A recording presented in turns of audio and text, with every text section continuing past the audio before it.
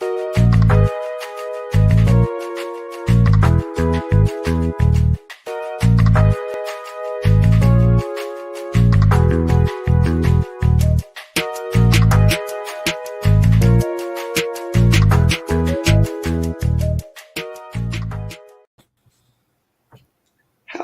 and welcome to Conversations with Reverend G. I am Reverend Grenetta Mason, aka Reverend G, and I'm here every Monday night live on WEMS Radio, bringing you conversations with guests from all walks of life with all different perspectives. We talk about love, we talk about life, and we talk about spirituality. We talk about spirituality from a practical point of view. How does it support you in your everyday life? How do you use spirituality and spiritual practices to support you in living your best life? That's my goal, is to support you in finding joy and living your best life. So we talk about spiritual practices, we talk about the spiritual toolkit, what practices are personal to you. My guests, they share their spiritual journey, and they also talk about the spiritual practices that they use and the ones that have supported them throughout their lives.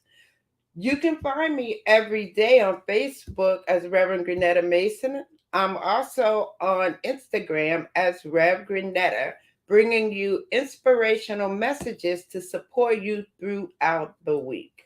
So today I have a very special guest. Tonight I have Dr. Riki Brooks. She's an artist, she's a CEO, and an executive director. She holds so many hats, and I'm so excited to have her here to share her journey. Hi, Riki. Hello, everyone. Thank you for having me on. It's a pleasure, and I'm very excited as well. Oh, great.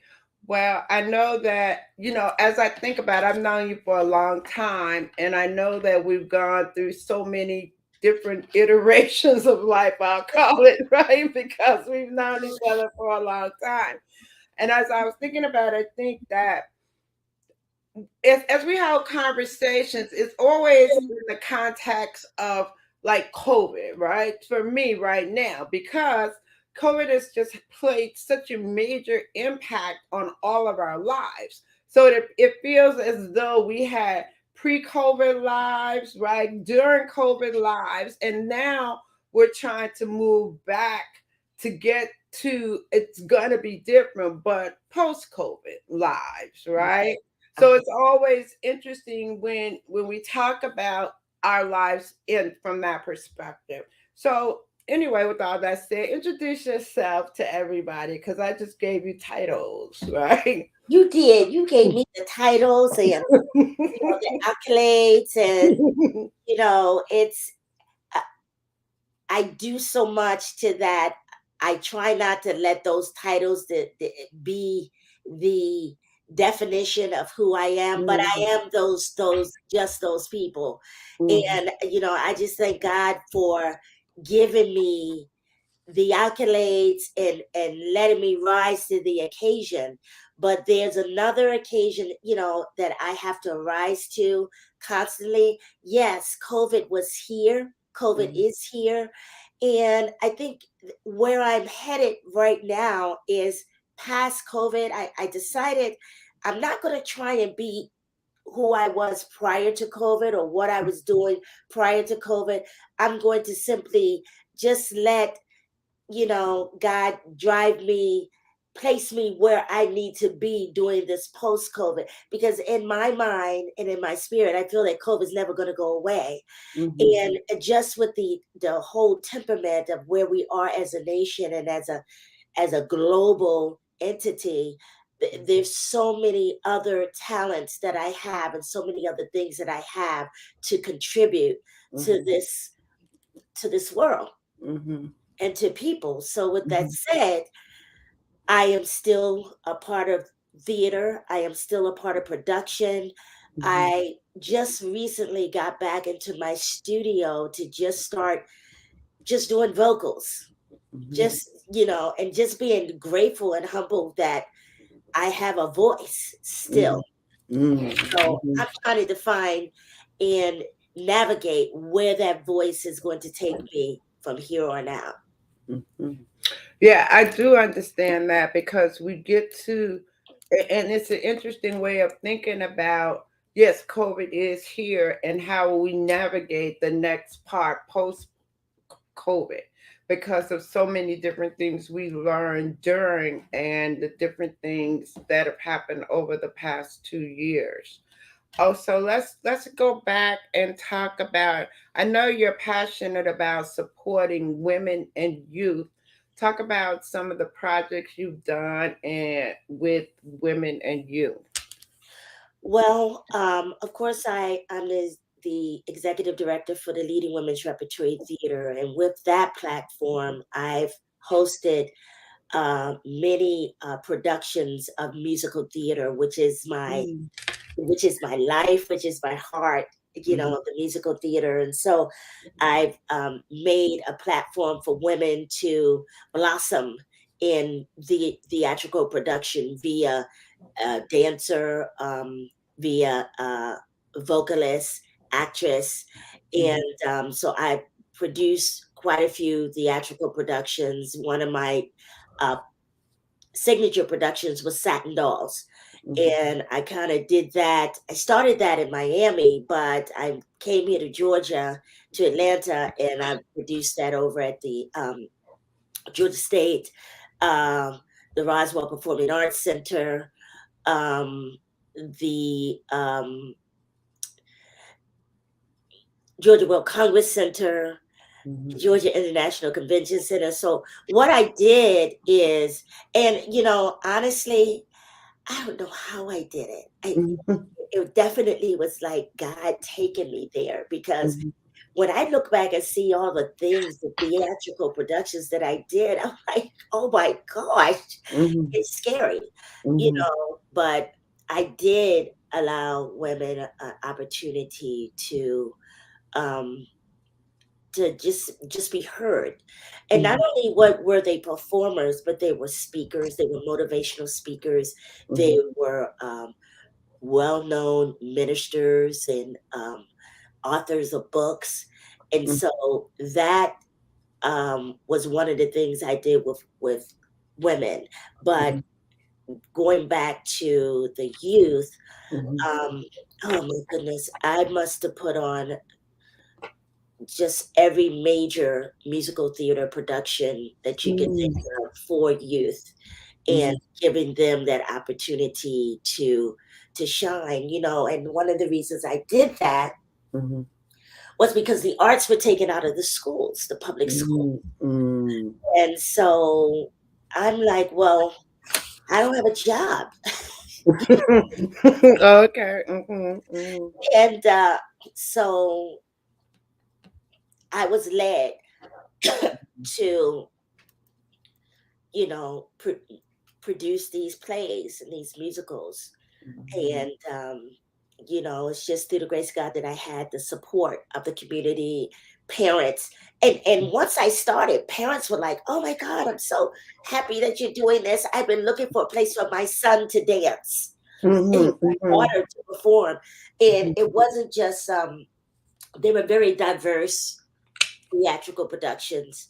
mhm, We did everything from The Wiz to Frozen to Annie, a chorus line, High School Musicals, and they were very big productions. And then COVID came, mhm, so that kind of just put a stop on everything. But for me, it gave me a chance to look back in mhm, retrospect and mhm, just kind of regroup, mhm, because I was moving so fast with production after production, festival after festival, mhm, doing the Atlanta Gospel Fest, the Atlanta Healthcare Music Fest. mhm, I did that for 15 years. I was the producer of both those festivals, mhm, hosting festivals, and it just gave me an opportunity to just stop Mhm. and just be grateful. I'm like, oh my gosh. Mhm. I'm in a way I'm thankful for COVID because Mhm. I was moving so much Mhm. and I was able to stop and just think about all the things that I've done in the past 15 years and which don't even feel like 15 years. Maybe Mhm. 5. And it's like, wow. Wow. So, to anybody who's listening, if you have a dream, do everything you can. Believe in your dream because it can be accomplished. Mhm. Mhm. Mhm. Yeah, that is true. To believe in your dream and keep moving forward with that dream. When we talk about the arts and we talk about having kids have an opportunity to expand their art, an opportunity to get training and be the just expand creatively. I think about when I was growing up, not always having the opportunity to have those things. So I really appreciate when people create opportunities as you created in the community for youth to come, to learn, to perform, and to be in the environment with the arts.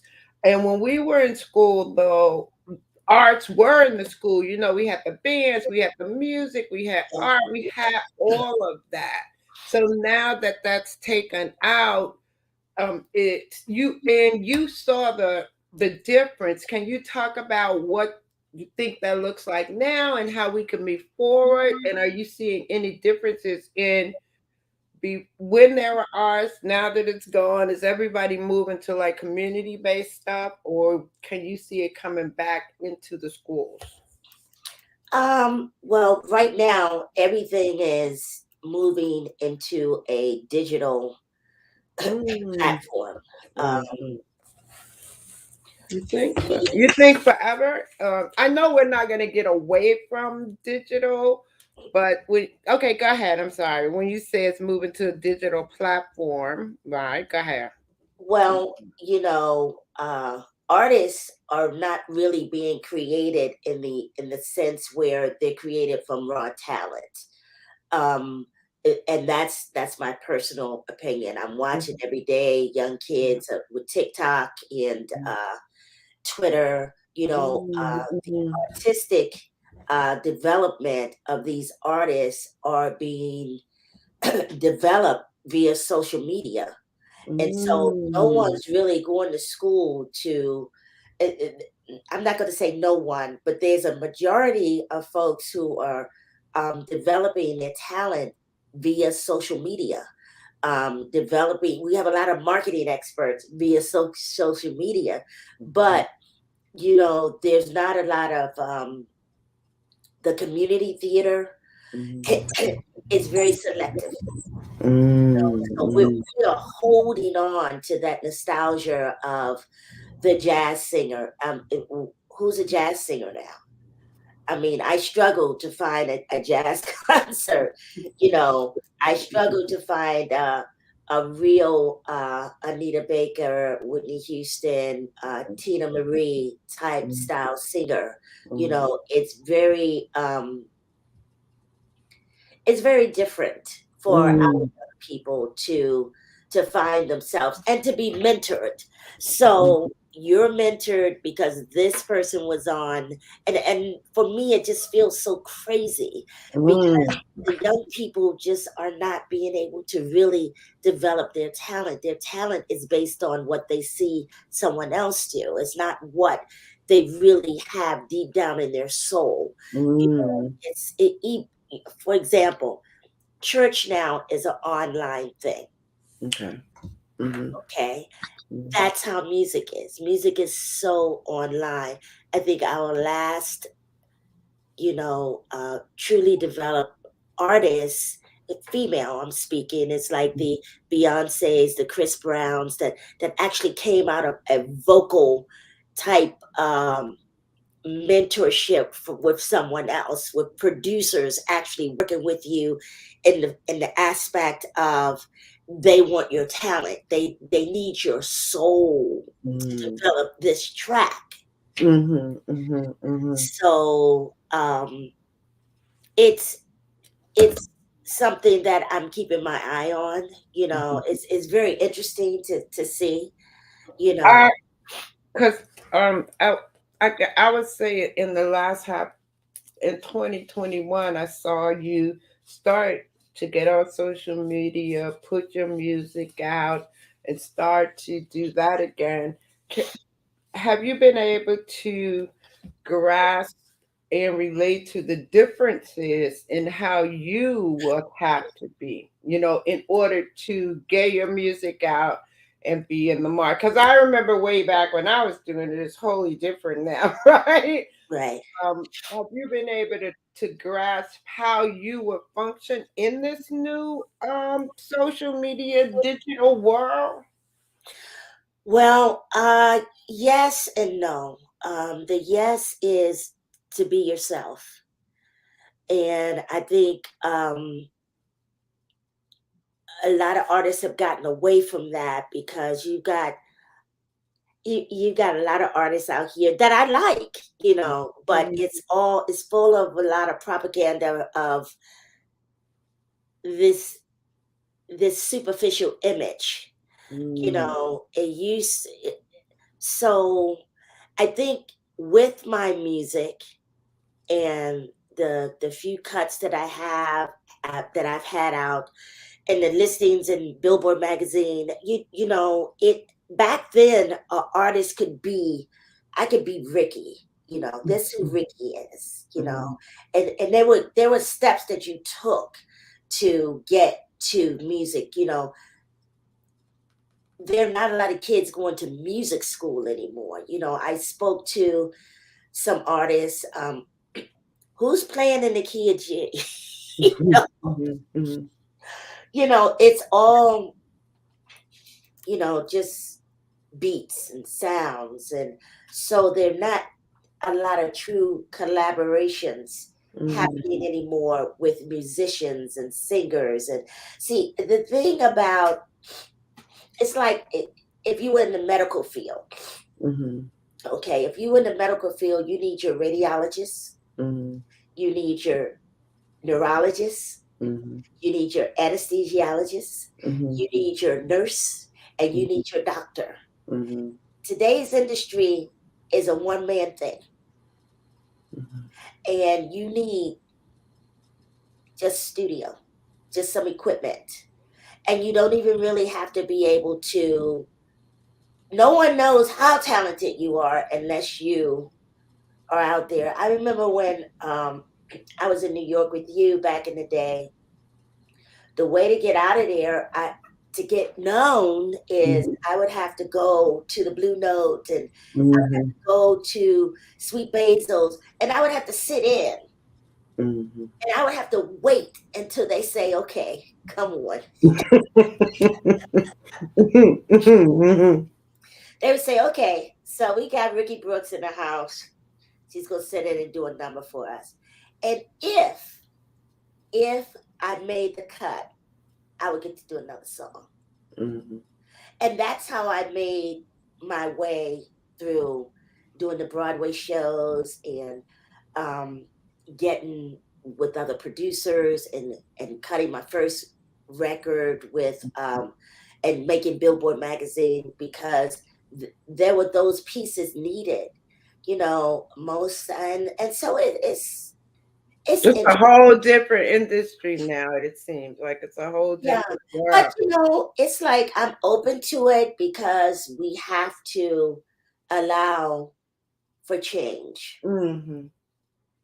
I Mhm. get calls all the time. When are you going to do another festival? Are you going to do a festival this year? Are you going to do a Mhm. festival this year? Mhm. And um, that's because I used to give a lot of artists a platform, Mhm. established artists, a Mhm. platform to build that audience. And Mhm. so you have to still stay open and I know that you say you've done the festivals for 15 years. Mhm. Why did you start them to doing them? And what are your thoughts about continuing them? So 15 years ago, what was your reason for doing the Atlanta festival, gospel festival? That's what it was called. Well, when I started doing festivals, it was actually in Miami. Oh, okay. I didn't know you started in Miami. Okay. Yeah, I started in Miami, and Hmm. I had just got off the road Hmm. and touring with a Broadway show. And I had just put out I just put out a cut about Can We Talk About Jesus? It was like this dance track. It was way ahead of its time, but Hmm. people liked it. But Hmm. I wasn't getting any airplay because it was, can we talk about Jesus, Jesus, Jesus? And I was and you were like, that is not church. That sounds like secular. You sound like you go going to the club. So I had said, okay, I'm going to have to create a platform for myself because everybody's stuck in this bubble um, of what Christian music has to be. Hmm. And so I started the music festival there. And then, it was what it was, but I knew I had to come to an area where gospel was on a more global and this is called the Bible Belt. Mm, mhm, So mhm, Mama stuff, mm, moved up here, got me a little house, mhm, and I did the Gospel Fest. It was at the Gwinnett Center, and I never forget this woman had come to me, and she said, "Would you just let me do hand massages?" And I was like, I don't want to do that. She said, just a little health and wellness. We'll just do mm, hand massages, and we'll do something else she was doing. mm, So I let this lady do it, and I had all of these prominent people, speakers from Sony Records to, you know, um, promoters, and I had a artist showcase. I had two stages going on, and this lady was out here, and I was wondering where everyone was for the panel. mhm, They were all getting hand massages. mhm, And mhm, so I said, the festival was over. It was a beautiful festival. I had artists coming from Detroit, New York, Florida, to be a part of the festival. And at the end of the festival, this gentleman comes up to me and said, I loved your health and wellness. I'm like, are you kidding me? And so that's where the music festival, health and wellness festival came. That made that right there. Okay. Mhm, And so it just moved from one we it just got huge. mhm, It moved from that venue to the World Congress Center to Georgia International Convention Center to the Cobb Gallery. It just blew up. mhm, And which was a good thing, but it now was it was just it was just gone. mm, The whole organic part of it, mhm. had just left. Sponsors. Oh, you asked me, do I want to do it again? I I mean, was I used like, to have our next progression to the whole building. We're talking the whole building of these venues. Just things moving, all these moving parts. mhm, And so I do want to do it again. I feel like I'm going to do it again, but I'm just waiting because mhm. I want to do something that's going to be impactful Okay. musically. Mhm, So um, it may be something that I don't know. I Mhm. really don't know because when it gets to being creative, it's like if I could just stick with one concept, Okay. Mhm. but Mhm. once you get going, it's like when you're making a record or producing a track, you start out with this bass line and then you add the drum beat on it, and then Mhm. all of a sudden you add some strings in there and then you add some effects, and now it's like, okay, that is totally way away from your original idea that you was initially trying to go with. Mhm. Mhm. Um, yeah, it in the beginning, you talked about being able to be in the space now to wait to hear where God is leading you and being in a space of knowing what your next moves are, right? So let's shift and talk about your spiritual journey. Give us your spiritual. I always use the word little. I don't mean little. Talk about your spiritual journey, right? You understand? Yes, I do. I just Okay. need to take a breath. Yeah. I was like your little journey, but it could be a big journey from It's a when big you journey. started, right? It's a big So journey. yeah, tell us about your big spiritual journey. Well, I'm not done. I know. I'm not done with my spiritual journey. Um, it's been interesting. I think I've had my share of downs. I Hmm. had my share of ups, and I've had my share of triumphs where spiritually I've been pulled through. When you're doing things that are as big as what I had done, you know, there were so many times that I just asked God to just, if you could just pull me through this, Mm. if you could just, if you could just show me what to do. I mean, there were times with, and all I wanted to do was promote my record.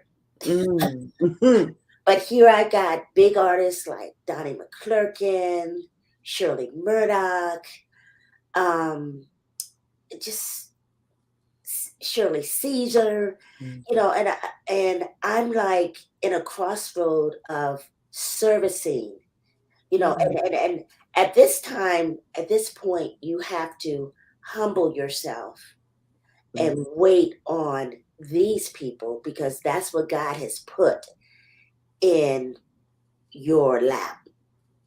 Mhm. So now you're responsible for people. So my spiritual journey was just that.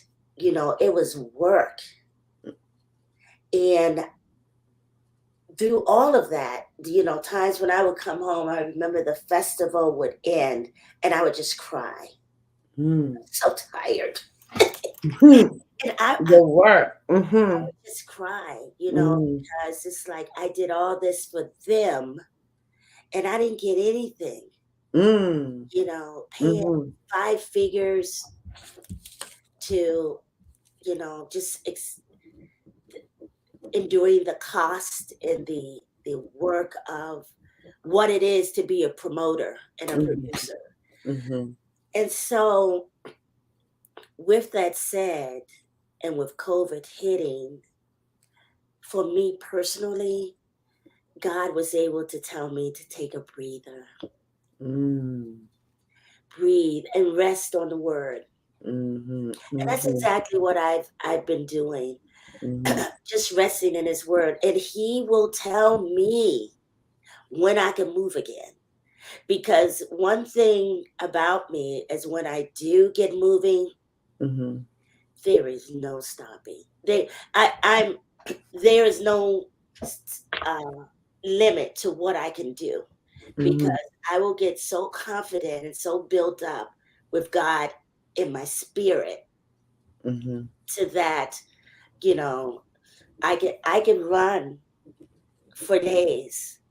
mhm, So, mhm, mhm, God gave me the ability to network, and to collaborate and to share. Mm-hmm. One of the things about being in the arts and being in communication, if you can't communicate and share your talents and your gifts with others, you won't get very far. And Mm-hmm. so, and that's me personally. That's how I personally feel. Have you questioned when we talk about spirituality, have you always been in the church? I know you know how we grow up and we start in church and you have a doctorate, isn't that in religion? That's in ministry, yes. Right. Doctorate is So yeah, ministry arts. right. Yeah, so talk about from little when you were young, right, to how you got to your journey through to now you have a doctorate in ministry arts, and what are you doing with that? So, you started out in the Christian church, going to church with your grandmama? No. I started out in church. I was a singer. I was an Oh, aspiring okay, singer right. You were in singing in church, church. and Oh, okay. I I was devoted to every Sunday, every service, choir rehearsals, and I love singing. Mm-hmm. I Mm-hmm. just loved it, and Mm-hmm. then I guess I grew up. It was time for me to spread my wings, as I used to say. Mm-hmm. I went to college, and I was in a theater major, Mm-hmm. and I was in Miss Black America and Mm-hmm. Miss Maryland, Miss Baltimore. I did a lot of pageants, and um, Mm-hmm. then I graduated. Then I got cast in a Broadway show, and Mhm. one Broadway show at the London, Right. Vegas, Reno, California, Japan, Mhm. and you know, um, but I felt like for me spiritually, that Mhm. was God taking me on my destiny, my destined journey. Mm. Mhm. Be the woman that I am. The Mhm. I never wanted to get into ministry as Dr. Riki Brooks. Okay. That Mm. was given to me. Mm. That Mhm. was I never saw that coming. Mhm. Mhm. I never saw that coming. But one day I got off the road and I said, I don't want to do this anymore. And so I cut my first what I called gospel cut. Mhm. And things just blew up from there. Oh my Mm. goodness. Mm. And so I'm talking about being in the Christian magazines, the gospel magazines, all up and down Florida, Georgia coast. Mhm. And it just blew up from there. And I just blossomed. I just flourished from that. Mhm. It's hard to say because when God has a hand on you, he just has a hand on you. But also, when the devil has a hand on you, he has a hand on you. Okay. So I'd rather have the other. Right, right, right. Exactly. It's interesting when you talk about all of the so in my mind, here's how I'm seeing it. You start out in the choirs, you sing in the church, then you move into Broadway theater, which they weren't gospel plays. And I know then you move to, I'm gonna call it secular music, right? So the journey from, going from gospel to secular and then back to gospel, right? And How, that's because, let me tell you why that is so. okay. Because once a child of God, always a child of God. Mm-hmm, mm-hmm, And I remember my dad had told me, because I used to feel embarrassed when I would come home and, coming home off tour, mm-hmm. we always went to church. It was like, oh gosh, these are people that I grew up with. And I got to go to church on Sunday, and they're like, so where you been? What you doing? And, Mhm. and I would feel ashamed of myself, like I had Mm. been doing something bad. And Mm. my dad had told me, he said, listen, you're not doing anything bad. You're singing about love. Mm. You're singing about, I'm not singing about, oh God, some of the lyrics I hear today, They would take you out, right? you know, I was thinking about getting a boyfriend and how my boyfriend did this and how I love you. And if you So take me many, out. right? And so The lyrics, right? my dad was like, stop being ashamed of yourself. When you come home, you're doing a good thing. Mm. And Mm-hmm. so, with that said, I was covered. Mm. You know, So I, you weren't in conflict. I mean, you were ashamed, but being reassured by your father really supporting you and continuing in the with God on your side. You know what I'm saying? Not feeling that God had abandoned you because you're now singing secular music, but just walking hand in hand and being able to not feel ashamed, you know? being out like that though, Granetta, it's like I was telling my son. Back then, there were very few opportunities for Black women and Mm. for Black artists. Mhm. So the roles that I was getting and the opportunities that I was getting, they weren't just by luck, just by nature. I really worked hard for them. Mhm. My first cut, I Need Love, made Billboard top picks. Mhm. I mean, and that's when they had taken me to Mhm. those girls were out, I can't think Mhm. of their names. So, but um, those that was a lot of hard work, and to Mhm. get into, I never worked in a little rinky dink studio. I was in, top line studios, and, it was a dream come true Mm. Mhm. for me. Mhm. My first two singles was a dream come true. It was not like I was working with some top mixers and uh, audio engineers right in the heart of New York City. And Mhm. then when I moved out to LA, I'm working in top studios with some of the LA's most top engineers. Mhm. And even then, when I dropped those singles, they made Billboard magazine. So I, you know, when I look back, now I can Mhm. look back and laugh Mhm. at how I used to be embarrassed about it because I come from humble beginnings. Mm. Mhm. But um, today, well respected within my family Mhm. and that community, and very proud. Mhm. As you should be, right? As you should be. When we talk about, yeah, it's interesting when we talk about our beginnings, and how we evolve and how we go through and how our spirituality or our religion or our beliefs support us throughout the journey. And then we can look back and say, oh, well, God was in that, right? And understand how, based on our beliefs, we were supported, you know today. Where are you in your you oh I remember before COVID you were singing in a choir and going on Oh tour, yeah. right? Right. Right, right, right, right, right, right. Right. I remember you was making a movie, a video, or Right, something, it's right. right? I forgot all about that. And that's what I'm saying. It's overwhelming.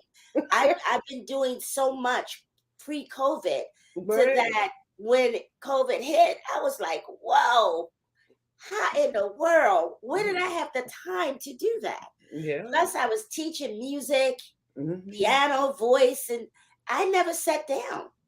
Hmm. Wow, that must have been really something because I think about all the things I used to do far less than what you were doing, right? And I had to stop back, sit down too, and say, wow, you know, I was doing a lot. And now, it's really about the balance between not having to do so much, right? I came up with this theory, this way of being is as much pleasure that I got out of all the doing, I want to find a way of being that brings that same pleasure, right? So then you don't have to put all the energy in the doing because you're doing all the doing for to be happy or for a gain or for something, right? So to cut back on all the doing and figure out just chilling, grace and ease, and feeling the pleasure. At the same time, I think you can also, we talk about we do all the doing in support of others.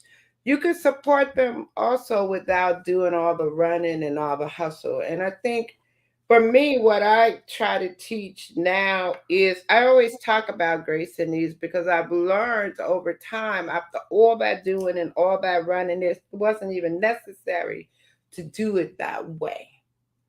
And I only know that based on my experiences now, based on how I see things are manifesting, based on what I've learned about how to have what you want and how the law of attraction is a part of that.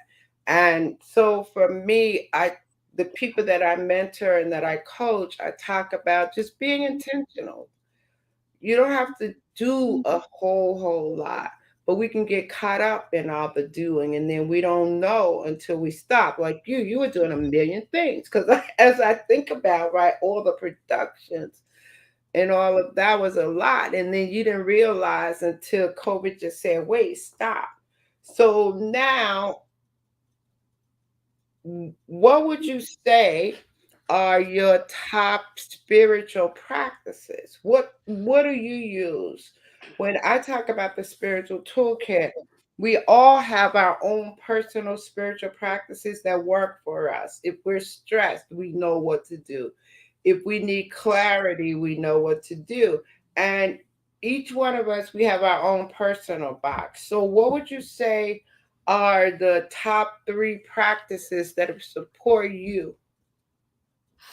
Okay, I make it a point to every day get a spiritual word Mm, prior to doing anything. okay. Okay, that's for me. Mm-hmm. Um, because and that's where I say that this COVID was a blessing Mm-hmm. because I was so busy doing to Mm-hmm. that I barely had enough energy to get up, and I didn't have that type of energy. I was moving. And I think Mm, that's where God has, for me, come in and said, I'm shutting all this down. There ain't mm, gonna be no choir. mhm, There ain't gonna be no Wednesday night Bible study because I was doing all that. There ain't mhm, gonna be no Tuesday night choir practice. mm, And then we're going out and we're doing this at this charity and this ministry. And God shut me, maybe not other folks, but He shut mhm, me down. mhm, So now what I'm able to do is just strictly focus on the word in the morning mhm, before anybody gets up. mhm, I'm mhm, able to uh, tune in to somebody's word of knowledge. And I don't listen to everybody, but I mhm, listen to a lot of um, people that feed my soul. mhm, mhm, mhm, Then, secondly, I'm able to pray.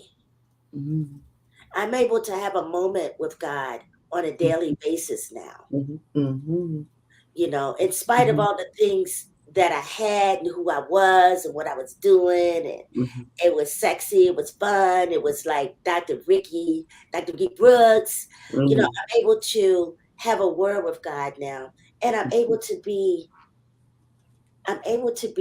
a homemaker, a mhm, mom. mhm, I was so busy. mhm, mhm, And it's only the grace of God that my kid is, I'm going to say, 90% sane.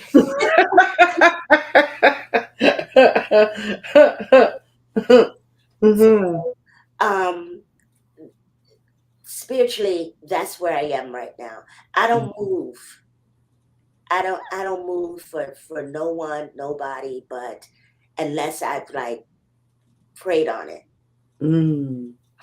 And I know my my outer circle and my inner circle has decreased. Mhm. Mhm. It's decreased. I have just a few folks that I can really speak with. Mhm. Mhm. Mhm. Because now I value my spirituality on a totally different level. Mhm.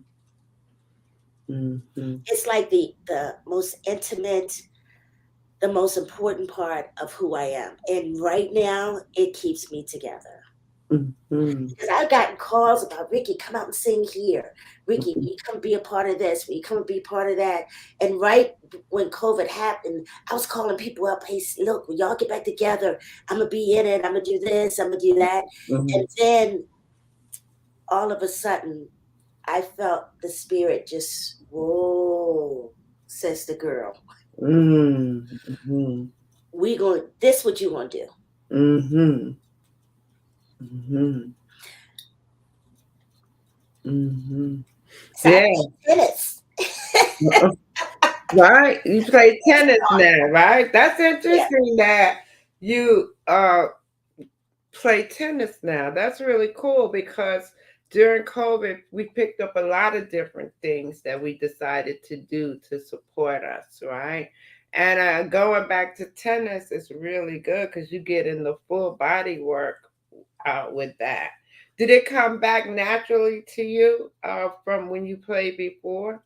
I never knew I could play.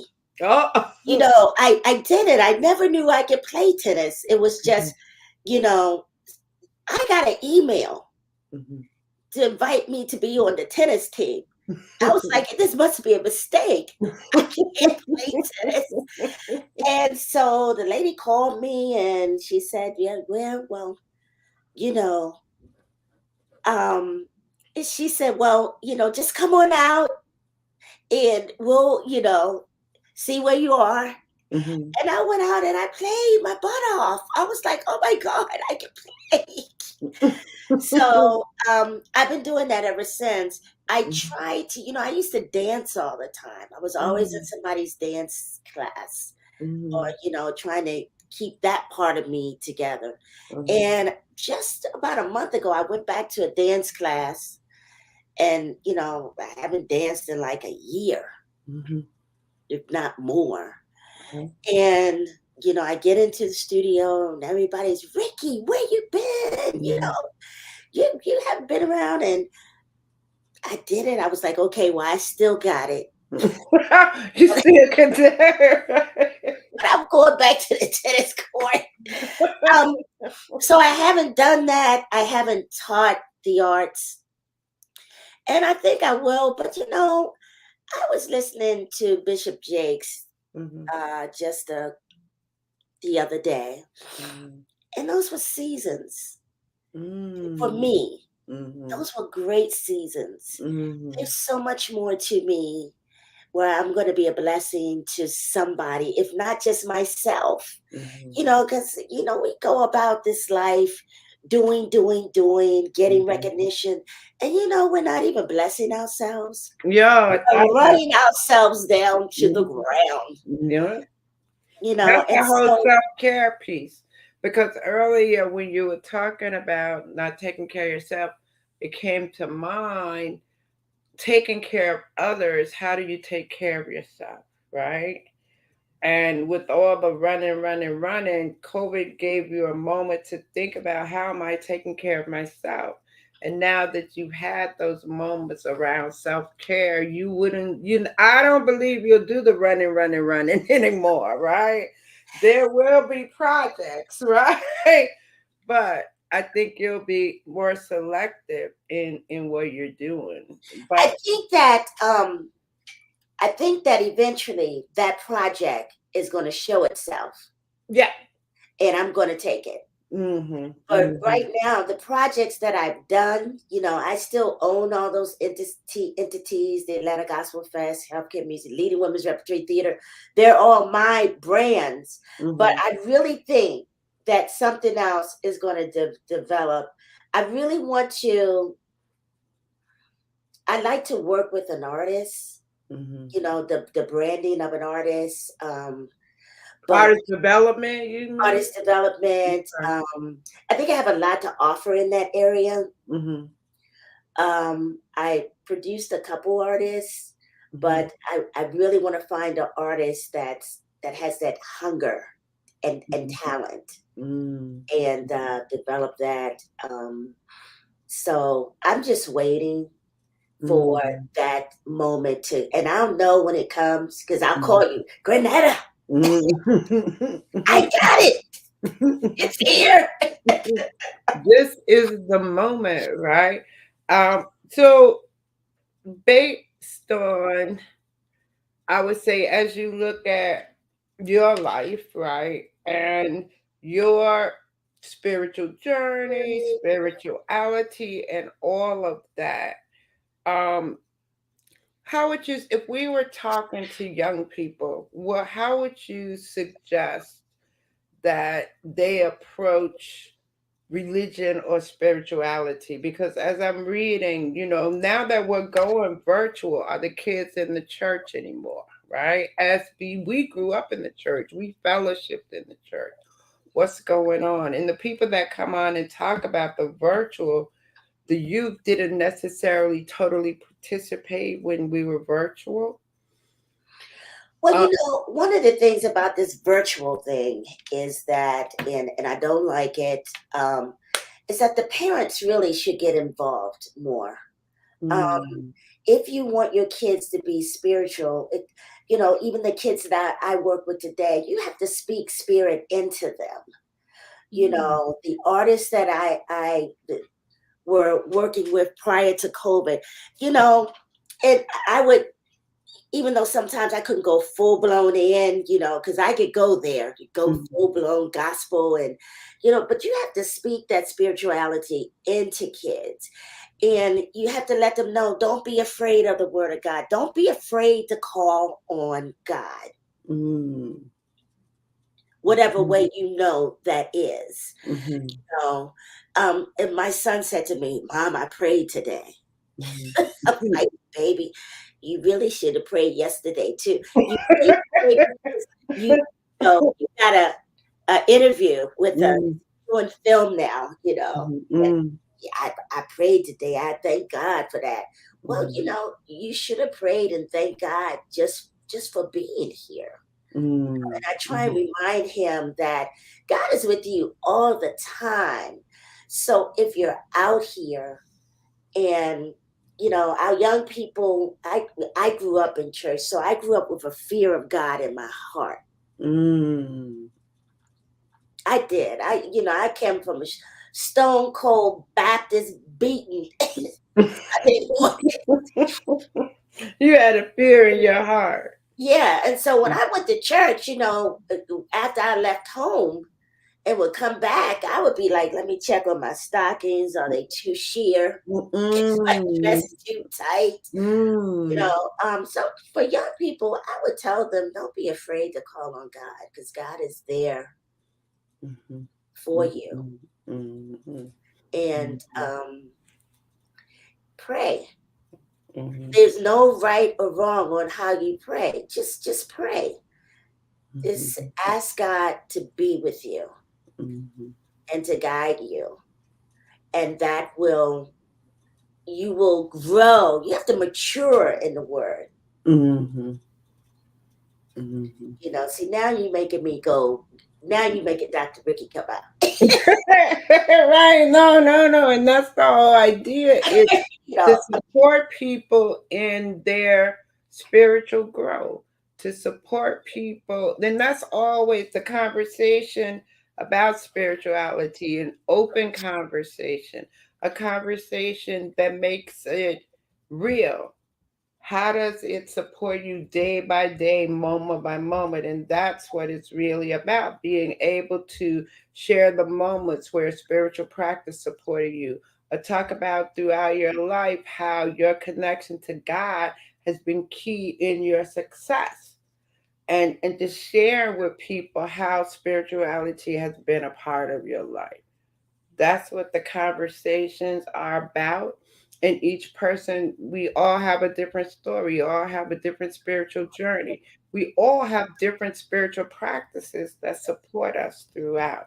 You know, you earlier you talked about being grateful. Gratitude is what a beautiful spiritual practice that we can get so much leverage with. Because